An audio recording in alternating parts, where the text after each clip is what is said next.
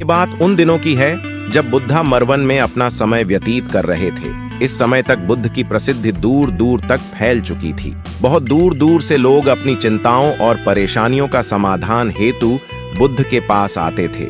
ऐसे ही एक दिन जब बुद्धा मरवन में अपने शिष्यों को प्रवचन दे रहे थे, तभी एक अधेड़ उम्र का व्यक्ति अपने नौजवान पुत्र को अपने साथ लिए बुद्ध की तरफ से चला आ रहा था। जब यह प्रवचन स्थल के पास पहुंच गए तो बुद्ध ने एक नजर उन पर डाली और इशारे से बैठने के लिए कहा। जब प्रवचन समाप्त हो गए और सभी लोग वहां से चले गए तो बुद्ध ने उस व्यक्ति को अपने पास बुलाया और बैठने के लिए कहा। वहां चारों तरफ हरियाली छाई हुई थी। मौसम बहुत सुहाना था और तरह तरह के पक्षियों की आवाजें गूंज रही थीं। ऐसा नजारा देखकर उस व्यक्ति को अंदर से असीम शांति महसूस हो रही थी। इसके बाद बुद्ध ने उस व्यक्ति से आने का कारण पूछा तो इस पर व्यक्ति ने कहा, तथागत, मैं 2 दिन की लंबी यात्रा करके अपने पुत्र को आपसे मिलवाने लाया हूं। ये मेरा एक लौता पुत्र है और ये हर समय थका थका रहता है। ऐसा लगता है जैसे इसके अंदर कोई जान ही ना हो। इसका स्वभाव भी काफी चिड़चिड़ा सा हो गया है। अगर हम इससे कुछ भी कहते हैं तो यह हमारी छोटी छोटी बातों पर गुस्सा हो जाता है। इसके देखने की क्षमता भी उम्र से पहले ही कमजोर हो गई है और इसके बाल भी सफेद हैं। इतनी कम उम्र में इतनी बड़ी उम्र का लगना मुझे तो कुछ समझ नहीं आ रहा है। तथागत, मैं अपने पुत्र के स्वास्थ्य को लेकर बहुत चिंतित हूँ। जब मैं अपने पुत्र को वेद जी के पास लेकर गया तो उन्होंने कुछ औषधि दी और कहा, अपने पुत्र को तनाव कम लेने के लिए कहो। वो अपने दिमाग में बहुत अधिक तनाव लेता है, इसलिए उसकी ऐसी हालत हो गई है। लेकिन मैंने उसको बहुत समझाने के बाद भी तनाव का मतलब समझ नहीं आया। मुझे नहीं पता कि तनाव होता क्या है, ये किन कारणों से आता है और उसे कैसे अपने पुत्र के दिमाग से निकालो। लेकिन मुझे सबसे पहले तो यह समझना है कि तनाव होता क्या है। इसीलिए तथागत, मैं आपके पास आया हूँ। कृपया आप मेरी समस्या का समाधान कीजिए।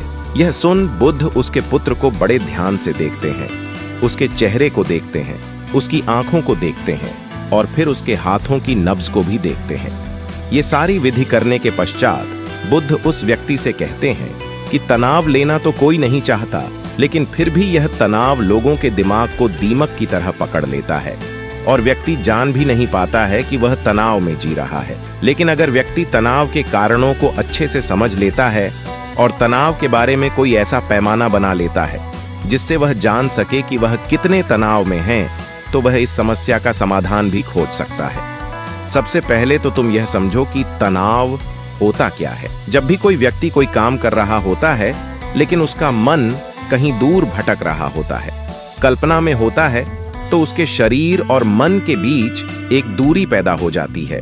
ये दूरी जितनी अधिक होगी, व्यक्ति उतनी ही ज्यादा बेहोशी की अवस्था में होता है और शरीर व मन के बीच की इसी दूरी और खिंचाव को तनाव कहा जाता है। आखिर कोई पसंदीदा खेल खेलने के बाद व्यक्ति चुस्ती और प्रसन्नता से क्यों भर जाता है, जबकि उसने तो अपने शरीर को थकाया है। लेकिन समझने वाली बात यह है कि खेलते समय मन और शरीर एक साथ पूरी तरह से उस खेल में केंद्रित होते हैं, जिससे शरीर और मन के बीच दूरी पैदा नहीं होती और कोई तनाव पैदा नहीं होता। और अगर दिमाग में कोई तनाव था तो वो भी दूर हो जाता है। लेकिन इसके विपरीत, जब हम कोई ऐसा काम करते हैं जो हमें पसंद नहीं है, तो हमारा शरीर तो उस काम को कर रहा होता है, लेकिन हमारा मन कहीं दूर कल्पनाओं में भटक रहा होता है, जिससे शरीर और मन के बीच एक दूरी पैदा हो गई और तनाव ने जन्म ले लिया। इसलिए व्यक्ति को एक समय पर सिर्फ एक ही काम करना चाहिए और अपने तन और मन की सारी शक्ति उसी एक काम पर लगा देनी चाहिए, जिससे व्यक्ति के अंदर तनाव पैदा ही ना हो। इसके बाद बुद्ध ने कहा, तनाव पैदा होने के मुख्य 8 कारण होते हैं और जिसने इन कारणों को समझ लिया वो जीवन भर तनाव मुक्त रह सकता है। मुख्य कारणों में सबसे पहला कारण है अति महत्वाकांक्षी होना। महत्वाकांक्षी होना अच्छी बात है, लेकिन क्या कभी आपने इस बात पर ध्यान दिया है कि इंसान के लक्ष्य कभी पूरे ही नहीं होते हैं। उसका एक लक्ष्य पूरा हुआ नहीं कि वह दूसरे की तरफ भागने लगता है, दूसरा पूरा हुआ तो तीसरे की तरफ, और इस तरीके से वह अपने लक्ष्यों को पाने के लिए जिंदगी भर गोल गोल घूमता रहता है। इसीलिए जो व्यक्ति अति महत्वाकांक्षी होता है, जिसमें बड़े बड़े लक्ष्य बनाए होते हैं, वह वर्तमान में कभी रह नहीं पाता है। उसका मन सदैव भविष्य की योजनाएं बनाने में ही व्यस्त रहता है।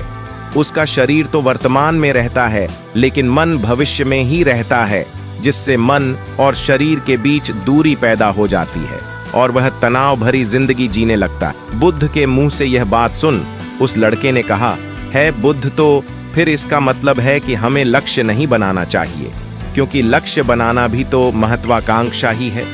इस पर बुद्ध ने कहा, जीवन में लक्ष्य बनाना कोई गलत बात नहीं है, लेकिन समस्या तब उत्पन्न होती है जब वो अपना पूरा ध्यान उस लक्ष्य से मिलने वाले परिणाम पर ही लगा देते हैं और उसके परिणाम की चिंता करते रहते हैं। व्यक्ति को वर्तमान में जीना आना चाहिए। आप लक्ष्य बनाइए और उस लक्ष्य की प्राप्ति के लिए कड़ी मेहनत करिए, लेकिन साथ ही साथ आपको इस बात का भी ज्ञान होना चाहिए कि आप अभी वर्तमान में जी रहे हैं और वर्तमान ही सत्य है। बुद्ध ने आगे कहा, तनाव का दूसरा सबसे बड़ा कारण है ईर्ष्या करना है। जब व्यक्ति ईर्ष्या और जलन से भर जाता है तो उसका मन अंदर से सड़ने लगता है। एशिया का आंतरिक घाव है आंतरिक घाव, यानी मन का घाव। व्यक्ति के शरीर का घाव तो भर सकता है, लेकिन मन का घाव कभी नहीं भर सकता। इसीलिए व्यक्ति को दूसरे की खुशी और तरक्की से कभी ईर्ष्या नहीं करनी चाहिए, क्योंकि ईर्ष्या तनाव का कारण है। इसके बाद बुद्ध ने तनाव का तीसरा कारण बताते हुए कहा कि आरुष्यपूर्ण काम ना करना, इससे भी मन में तनाव पैदा होता है। जो काम करना हमें पसंद ही नहीं है, जिस काम में हमारी रुचि ही नहीं है, उस काम में हमारा मन लग ही नहीं पाएगा। हमारा शरीर तो वही बैठा रहेगा, लेकिन हमारा मन कल्पनाओं की उड़ान भरेगा, जिससे शरीर और मन के बीच दूरी पैदा हो जाती है और व्यक्ति तनावग्रस्त हो जाता है। इंसान को हमेशा अपनी रुचि के अनुसार ही कार्य करना चाहिए। अगर व्यक्ति ने यह पता कर लिया कि उसे कौन सा काम करना पसंद है और वह उसी काम को अपने जीवन का लक्ष्य बना लेता है, तो फिर वह काम उसके लिए काम नहीं बल्कि एक खेल बन जाता है। फिर बुद्ध ने कहा, तनाव का चौथा कारण होता है किसी दूसरे से अच्छा रखना। बुद्ध ने उस व्यक्ति की ओर इशारा करते हुए कहा, एक पिता होने के नाते तुम्हारी अपने पुत्र से बहुत सी अपेक्षाएं होंगी कि तुम्हारा पुत्र एक बहुत ही कामयाब इंसान बने, तुम्हारा नाम रोशन करे, जैसा तुम चाहते हो उस तरह का जीवन जे तुम्हारी हर बात माने। लेकिन क्या आज तक कभी किसी की सारी अपेक्षाएं पूरी हुई हैं? जब भी कोई व्यक्ति किसी दूसरे से कोई अपेक्षा रखने लगता है तो वो अनजाने में अपने लिए तनाव पैदा करने लगता है। जरा सोचो कि अगर तुम्हारा बेटा तुम्हारे अनुसार काम नहीं कर रहा है और वो नहीं बन पा रहा है जो तुम उसे बनाना चाहते हो, तो निश्चित रूप से तुम्हारे दिमाग को तनाव तुम्हें पकड़ लेगा। तुम तनाव से भरा जीवन जीना शुरू कर दोगे और इस तनाव के बस में आकर तुम ऐसा व्यवहार करोगे, ऐसी बातें करोगे कि तुम्हारा अपने पुत्र के साथ संबंध और भी खराब होता चला जाएगा। इसीलिए व्यक्ति को जितना हो सके उतनी कम अपेक्षाएं दूसरों से रखनी चाहिए, और अगर पूरी तरह से तनाव मुक्त रहना है तो दूसरों से अपेक्षा रखना ही बंद कर दो। इसके बाद बुद्ध ने कहा कि शारीरिक कष्ट भी इंसान के तनाव का एक कारण होता है। जब व्यक्ति किसी शारीरिक पीड़ा से गुजर रहा होता है तो उसका पूरा ध्यान अपने उस शारीरिक दर्द पर होता है और वो पूरे दिन बस उसी के बारे में सोचता रहता है, जिससे उसका मन दुख के विचारों से भर जाता है और ऐसी स्थिति में व्यक्ति तनावग्रस्त रहने लगता है। यह सुन उस व्यक्ति ने कहा कि है बुद्ध, शारीरिक दुख तो किसी भी व्यक्ति को हो सकता है, तो फिर क्या हुआ, व्यक्ति जीवन भर तनाव में ही जिएगा। इसका जवाब देते हुए बुद्ध ने कहा कि इंसान को यह बात समझनी चाहिए कि हमारा जीवन दुखों का आधार है। जैसे जैसे हमारा जीवन आगे बढ़ता है, इसमें दुख आते हैं, बीमारियां आती हैं और फिर अंत में मृत्यु भी आती है। तो बीमारियां इंसान के जीवन का अभिन्न अंग है, कोई इनसे बच नहीं सकती। बस किसी किसी के जीवन में यह समय से पहले आ जाती है तो किसी के बाद में आती है। जब इंसान का मन इस बात को अच्छे से समझ लेगा तो फिर वह अपनी बीमारी के बारे में सोच सोच कर ज्यादा तनाव नहीं लेगा, क्योंकि यह हमारे जीवन का अभिन्न हिस्सा है और इसके लिए व्यक्ति को शारीरिक रूप से भी अभ्यास करते रहना चाहिए। अपने जीवन में व्यायाम और स्वस्थ जीवन शैली को भी जगह देनी चाहिए, ताकि उसका शरीर लंबे समय तक निरोगी रहकर सही से काम कर सके। तनाव का अगला कारण होता है अपनी योजनाओं को समझने के लिए समय ना देना। कुछ लोगों के दिमाग में कोई विचार आया ही नहीं कि वो बिना सोचे समझे उस पर काम करना शुरू कर देते हैं, और जब उस काम में उन्हें असफलता मिलती है तो वह तनाव से भर जाते हैं, क्योंकि उन्होंने उस काम को शुरू करने से पहले उसके बारे में पूरी जानकारी इकट्ठा नहीं की थी। इंसान को कोई भी काम शुरू करने से पहले उसके अच्छे और बुरे परिणामों के बारे में ठीक से सोच विचार कर लेना चाहिए। इंसान को इस बारे में भी सोच लेना चाहिए कि अगर ये योजना सफल नहीं हुई तो फिर इसके बाद मैं क्या करूंगा। इसीलिए व्यक्ति को अपनी योजनाओं को ठीक से समझने के लिए पूरा समय देना चाहिए, ताकि बाद में उस योजना की वजह से तनाव पैदा ना हो। तनाव का 7वां सबसे बड़ा कारण है टाल मटोल करना। आज के काम को कल पर टालना। आप लोगों ने यह कहावत तो सुनी होगी कि आलस्य इंसान के शरीर का सबसे बड़ा शत्रु है। इंसान आलस्य की वजह से आज के काम को कल के लिए टाल देता है, और फिर काम को टालना उसकी आदत बन जाती है। काम को कल पर टालने वाले व्यक्ति का काम कभी भी समय पर पूरा नहीं हो पाता है, और अगर किसी तरह से पूरा हो भी जाता है तो वह उतना अच्छा नहीं हो पाता है जितना अच्छा उसे किया जा सकता था, और फिर यह बात व्यक्ति के अंदर तनाव पैदा करती है। लेकिन काम को टालना या काम को एकदम अंत समय पर करना एक आदत है, इसलिए व्यक्ति ना चाहते हुए भी बार बार अपनी इस आदत का शिकार बन जाता है और काम को टालता रहता है, और फिर जब काम की समय सीमा पास आ जाती है तो वह तनाव से भरकर काम को पूरा करने का प्रयास करता है। इसीलिए तनाव मुक्त रहने के लिए व्यक्ति को काम को टालने की आदत छोड़नी पड़ेगी, और यह तभी संभव है जब व्यक्ति काम को समय से पहले खत्म करने का निश्चय करे। सबसे आखिरी और सबसे प्रमुख कारण जो तनाव का होता है वह है ज्यादा सोचना।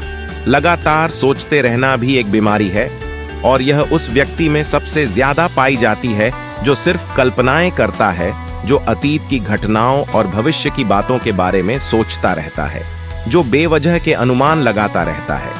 इसीलिए व्यक्ति को ज्यादा सोचने की आदत पर लगाम लगाना चाहिए। इसके लिए जितना हो सके खुद को काम में व्यस्त रखना चाहिए, और हर दिन ध्यान का अभ्यास करने को अपने जीवन का हिस्सा बना लेना चाहिए।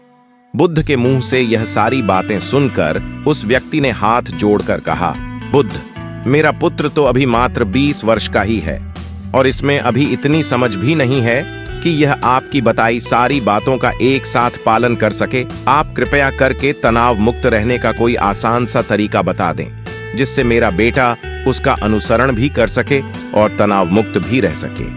उस व्यक्ति की यह प्रार्थना सुन बुद्ध ने कुछ सोचते हुए जवाब दिया, अगर तुम इतनी सारी बातों का पालन नहीं कर सकते तो इसके लिए एक बहुत ही आसान विधि है। एक बार में एक काम को करने पर ध्यान लगाओ। जो भी काम कर रहे हो उस समय पर सिर्फ उसी काम को करो, सिर्फ उस पर ही अपना पूरा ध्यान लगाओ, और अगर तुम्हारा मन इधर उधर भटक जाता है तो जैसे ही तुम्हें याद आए उसे वापस फिर उसी काम में लगा दो। ये सबसे आसान और अच्छा तरीका है तनाव मुक्त रहने का। जब तुम भोजन करो तो उस समय सिर्फ भोजन ही करो, उसके पूरे स्वाद का आनंद लो और उनका अनुभव करो। जब चलो तब अपना पूरा ध्यान सिर्फ चलने में ही लगा दो। इससे तुम्हारा मन और तुम्हारा शरीर दोनों एक जगह पर केंद्रित रहेंगे, दोनों के बीच दूरी पैदा नहीं होगी, जो कि तनाव का मुख्य कारण होती है।